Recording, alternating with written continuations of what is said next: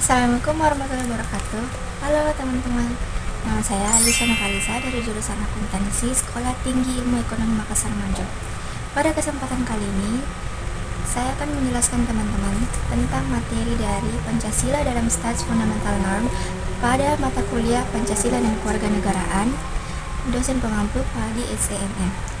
Ada 5 poin yang akan saya jelaskan kali ini. Yang pertama, kedudukan dan fungsi pembukaan Undang-Undang Dasar 1945, pembukaan Undang-Undang Dasar 1945 dalam tertib hukum, pembukaan Undang-Undang Dasar 1945 memenuhi syarat, pembukaan Undang-Undang 1945 sebagai Stats Fundamental Norm, eksistensi pembukaan Undang-Undang Dasar 1945 bagi kelangsungan NKRI. Materi pertama yaitu kedudukan dan fungsi pembukaan Undang-Undang Dasar 1945. Pembukaan Undang-Undang Dasar 1945 dengan mempelajari tren global pembukaan konstitusi di dunia. Ada 2 rumusan masalah. Pertama, bagaimana kedudukan dan fungsi pembukaan konstitusi yang menjadi tren global. Kedua, bagaimana kedudukan dan fungsi pembukaan Undang-Undang Dasar 1945. Dengan menggunakan metode penelitian yuridis normatif, artikel ini memperoleh kesimpulan pertama, terjadi tren global kedudukan hukum pembukaan konstitusi tidak hanya sekedar simbolis pembuka yang berisikan sejarah, sumber kedaulatan, pernyataan kemerdekaan, Tuhan, tujuan negara, maupun identitas nasional, melainkan berkembang menjadi interpretatif dan substantif. Sebagai dasar pengujian maupun penerapan hukum, pembukaan konstitusi juga memiliki fungsi sosial sebagai alat pemersatu, namun terkadang juga dapat menjadi alat pemecah. Kedua, pembukaan Undang-Undang Dasar 1945 memiliki kedudukan hukum tidak hanya seremonial, melainkan interpretatif dan substantif. Dalam pengujian norma di MK dan MA, serta berbagai kebijakan yang harus merujuk pembukaan lebih khusus Pancasila, seringnya penggunaan Pancasila secara berdiri sendiri membuat pembukaan Undang-Undang Dasar 1945 kadang memiliki makna simbolis semata sebagai tempat Pancasila berada. Dari segi fungsi sosial, pembukaan Undang-Undang Dasar 1945 dapat menjadi alat pemersatu bangsa, khususnya dengan keberadaan Pancasila sebagai jiwa falsafah bangsa. Namun, penggunaan Pancasila secara berlebihan dapat juga mengakibatkan penindasan seperti terjadi pada Orde Baru. Disarankan, penggunaan Pancasila seharusnya dalam bingkai pembukaan Undang-Undang Dasar 1945 sebagai suatu kesatuan, serta perlunya pembatasan kekuasaan secara wajar guna mencegah perpecahan. Materi kedua, pembukaan Undang-Undang Dasar 1945 dalam tertib hukum. Pembukaan Undang-Undang Negara Republik Indonesia tahun 1945 sebagai suatu dokumen negara merupakan monumen keberhasilan perjuangan pendiri bangsa dalam menyusun negara Republik Indonesia yang merdeka. Pembukaan Undang-Undang Dasar Negara Republik Indonesia tahun 1945 terletak dalam Konstitusi Negara Republik Indonesia dan memuat sejarah perjuangan, pernyataan kemerdekaan, serta tujuan berdirinya negara. Penelitian ini membahas mengenai kedudukan dan implementasi pembukaan Undang-Undang Dasar Negara NKRI tahun 1945 dalam sistem hukum nasional. Sebagaimana diketahui bahwa selain letaknya sebagai bagian dari Konstitusi Negara Republik Indonesia, muatan yang diatur dalam pembukaan Undang-Undang Negara Republik Indonesia tahun 1945 juga tidak kalah pentingnya dalam penyelenggaraan kehidupan negara yang merdeka. Metode penelitian pada penulisan ini adalah yuridis normatif, dengan spesifikasi penelitian deskriptif analitis, yakni suatu penelitian yang mana selain melukiskan keadaan, objek atau peristiwa, juga keyakinan tertentu. Kemudian diambil simpulan-simpulan dari objek persoalan yang dikaitkan dengan teori-teori hukum dan praktek pelaksanaan hukum positif yang berkaitan dengan permasalahan. Penelitian ini menggunakan data sekunder yang diperoleh melalui kepustakaan dan diuraikan secara sistematis. Dalam konteks teori Hans Kelsen, Pembukaan lebih tepat diklasifikasikan sebagai norm dalam sudut pandang stats fundamental norm. Hans Nawaski, pembukaan Undang-Undang Dasar 1945 lebih tepat diklasifikasikan dalam Staatsgrundgesetz. Dalam sudut pandang teori sumber hukum, pembukaan Undang-Undang Dasar Negara Republik Indonesia 1945 berkedudukan sebagai sumber hukum material dalam pengertian substansi yang dirumuskannya. Selanjutnya, dalam pengertian bentuk hukumnya, pembukaan Undang-Undang Dasar Negara Republik Indonesia dapat diklasifikasikan sebagai sumber hukum formil.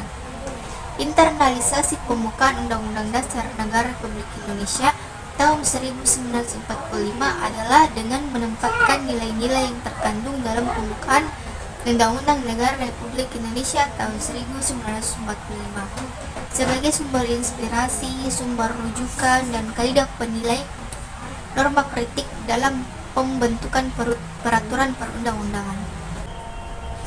Materi ketiga, pembukaan Undang-Undang Dasar 1945 memenuhi syarat. Pembukaan Undang-Undang Dasar 1945 memenuhi syarat adanya tertib hukum Indonesia. Adapun syarat tertib hukum yang dimaksud adalah: pertama, adanya kesatuan subjek, yaitu penguasa yang mengadakan peraturan hukum. Hal ini terpenuhi dengan adanya suatu pemerintahan Republik Indonesia. Pembukaan Undang-Undang Dasar 1945 alinea ke-4. Yang kedua, adanya kesatuan asas kerohanian yang merupakan suatu dasar dari keseluruhan peraturan hukum. Adanya dasar filsafat negara Pancasila sebagaimana tercantum dalam alinea ke-4 pembukaan Undang-Undang Dasar 1945. Ketiga, adanya kesatuan daerah terpenuhi oleh kalimat seluruh tumpah darah Indonesia sebagaimana tercantum pada alinea ke-4 pembukaan Undang-Undang Dasar 1945. Keempat, adanya kesatuan waktu menunjukkan bahwa saat mulai berdirinya Negara Kesatuan Republik Indonesia yang disertai dengan suatu tertib hukum sampai seterusnya selama kelangsungan hidup Negara Republik Indonesia.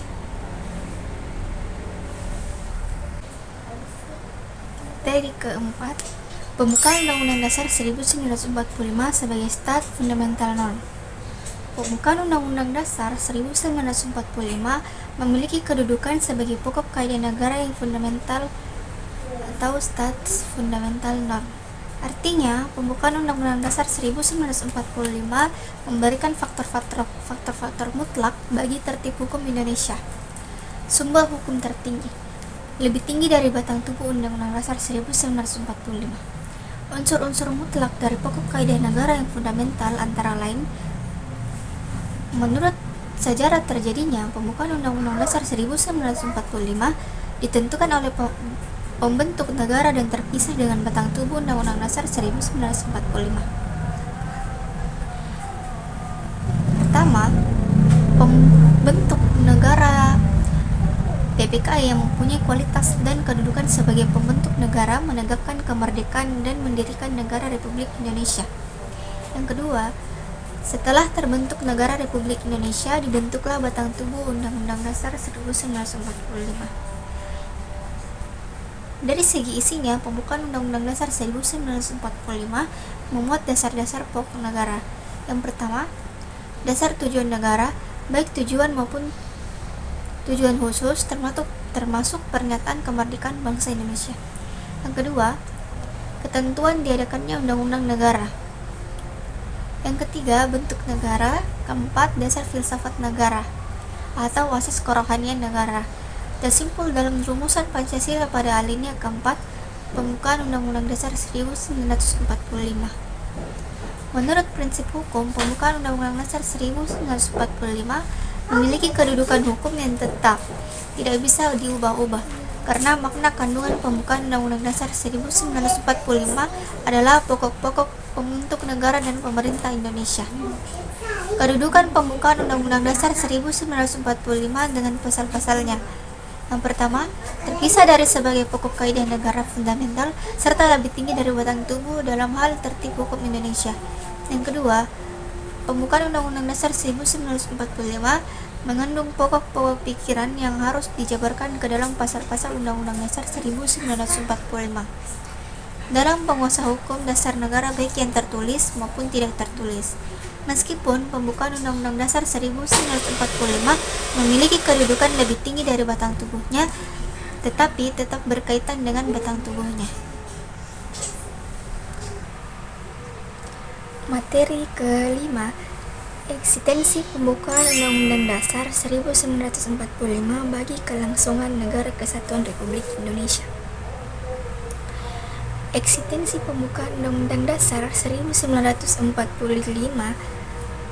merupakan hukum dasar tertulis dari sumber hukum yang tertinggi dalam Negara Kesatuan Republik Indonesia yang termuat tentang: pertama, hak-hak asasi manusia; kedua, hak dan kewajiban warga negara; tiga, pelaksanaan dan penegakan kedaulatan negara serta pembagian kekuasaan negara; empat, wilayah negara dan pembagian negara, kewarganegaraan dan kependudukan, keuangan negara.